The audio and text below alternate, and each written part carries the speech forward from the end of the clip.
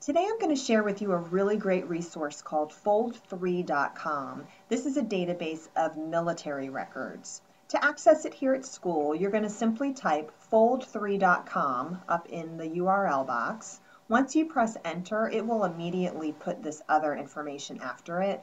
This is just having to do with our free access we have here at school.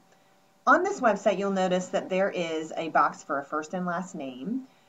You also have advanced search. Let me show you advanced search first.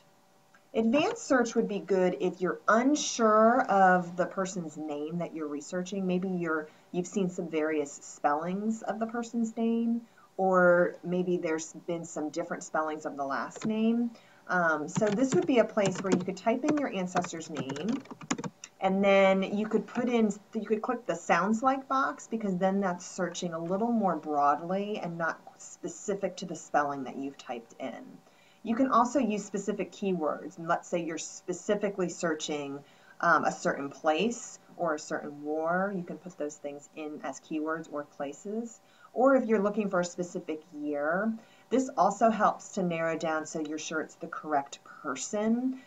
Some of you may have ancestors that have very common last names, such as Smith or Brown, and you want to make sure that you're narrowing down to the correct person. So a year range maybe would include the person's birth date and their death date, and that way you're searching for, it's at least narrowing down to people who are living around the same time as your relative, and not searching the entire world for all of the, let's say, Michael Smiths that might exist.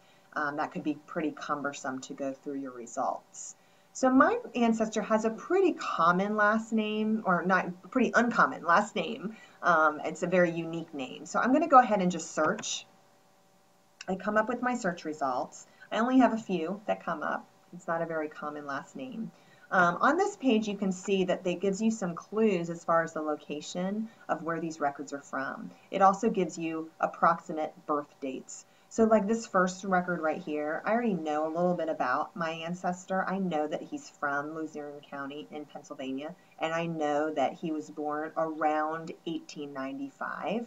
So he also had a son named Victor, born around 1926. So all those little clues you want to look at to make sure you're looking at the right person from your tree.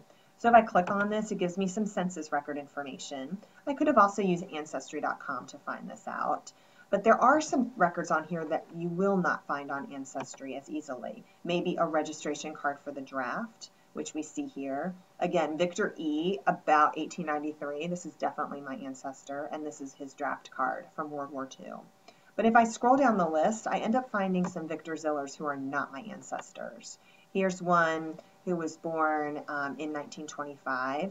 And this one is not the Victor I'm looking for. It's actually a different ancestor. So you just want to be really careful, because it was common for men to give their name to their son. So if you're specifically searching for one person in your tree that has a certain name, make sure that you're continuing to look for that person and you don't happen across one of their children instead, who is not what you're looking for.